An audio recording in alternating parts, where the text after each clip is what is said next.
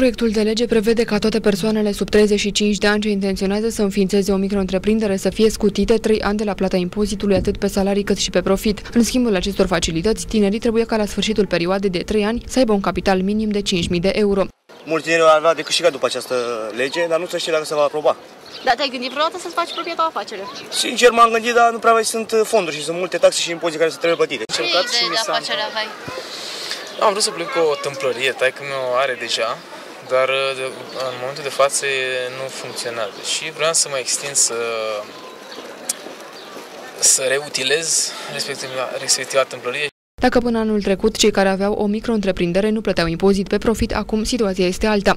Înainte, ca și plătitor de impozit pe venitul micro-întreprinderilor, cota era de 3% asupra veniturilor realizate.